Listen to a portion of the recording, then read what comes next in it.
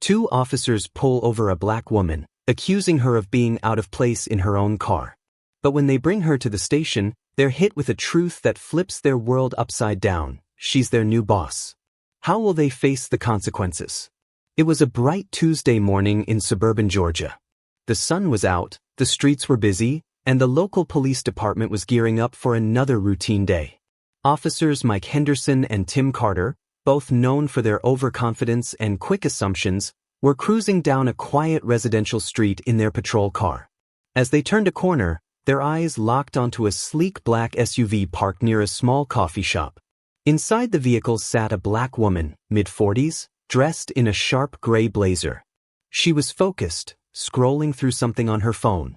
To Mike and Tim, she didn't belong there. "Check this out," Mike said, tapping Tim on the arm. "What's someone like her doing in a car like that around here?" Tim smirked. "Probably waiting for someone to pick her up." "Let's find out." Without hesitation, they turned on their lights and pulled up behind the SUV. The woman inside noticed them immediately but didn't flinch. She calmly put her phone down, adjusted her blazer, and waited. Mike approached the driver's side while Tim stayed back, one hand resting on his holstered taser. "License and registration," Mike said, his tone sharp and commanding. The woman looked up, her expression neutral. She nodded, reached into her purse, and handed over her documents without a word. Her name, clearly printed on her driver's license, was Angela Harper. Mike glanced at the license, then at her. "What are you doing here, ma'am?" he asked, his voice dripping with suspicion. Angela tilted her head slightly. "Is there a problem, officer?" she asked, her tone calm but firm. Mike ignored her question, his eyes narrowing. "This car doesn't seem like it's yours. Mind explaining how you got it?" Angela's lips pressed into a thin line, but she stayed composed. "It's my car. I've had it for 3 years. Is there a reason you stopped me?" Mike leaned in slightly, his tone growing more confrontational.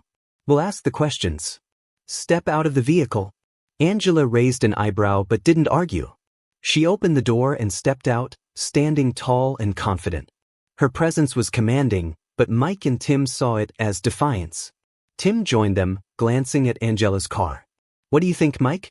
Looks too clean." "She's probably hiding something." Angela crossed her arms, her patience clearly being tested. "If you're going to search my car, I hope you have a warrant. Otherwise, this is an illegal stop." Mike scoffed. "Illegal? Lady, you don't get to tell us how to do our jobs." Without waiting for permission, he began rummaging through her car. Angela stood silently, her jaw tightening as she watched. "What's this?" Mike said, pulling out a folder from the back seat. It was filled with documents stamped with the police department's logo. He flipped through them, frowning. "You work for the department?" Angela's voice was steady. "I do." Mike laughed, shaking his head. "What are you, a clerk? Filing papers for the big guys?" Angela didn't respond, but her silence spoke volumes.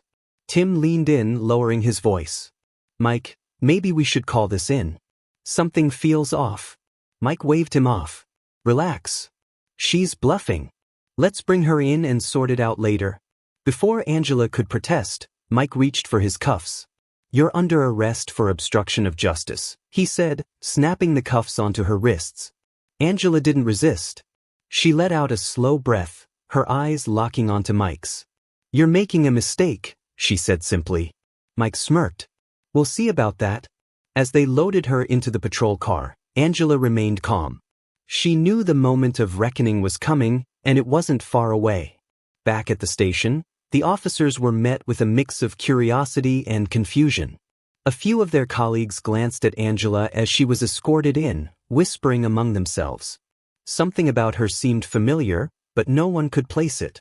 Angela sat in the holding area, her composure unwavering. She watched as Mike and Tim filled out the paperwork, their smugness still intact. They thought they had the upper hand. What they didn't realize was that Angela Harper wasn't just any employee of the department. She was their new chief of police, and they were about to find out the hard way. Mike and Tim were feeling good about themselves as they wrapped up the paperwork. Tim leaned back in his chair, tossing a pen onto the desk. "Easy win today," he said, smirking. Mike chuckled. "Yeah, and she thought she could talk her way out of it." People like her always think they're smarter than us. Across the room, Angela sat quietly in the holding area, her posture straight, her expression calm. A few officers passed by, their eyes darting between her and the desk where Mike and Tim were sitting. The whispers were growing louder now. "Hey," one officer muttered to another. "Isn't that?" Before anyone could finish their sentence, the station's main door swung open. Captain Reynolds, a burly man in his late 50s, stormed in, his face red with frustration. He was holding a file in his hand, the words, "Chief of Police, Angela Harper," stamped across the front in bold letters. "Where are Henderson and Carter?" Reynolds barked. Mike and Tim looked up, confused. "Right here, Captain," Mike said, standing up. "What's going on?" Reynolds marched straight up to them, his glare sharp enough to cut through steel. "What's going on? You tell me. Why the hell is our new chief sitting in a holding cell?" The room fell silent. Every officer froze, their eyes darting between Reynolds and the two men who were now pale as ghosts. Mike stammered, "What? She's the new chief?" Reynolds slammed the file onto the desk. "Yes, she is. Chief Angela Harper, effective today. And you two geniuses just arrested her." Tim's jaw dropped. "There's no way. She didn't say anything." Angela, still sitting calmly, finally stood up. She walked toward them, her heels clicking against the tiled floor. Her confidence filled the room, making it clear she wasn't someone to be underestimated. "I didn't say anything," Angela began, her voice steady and firm, "because I wanted to see how you handle yourselves in the field. And now I have my answer." Mike tried to recover, forcing a weak laugh.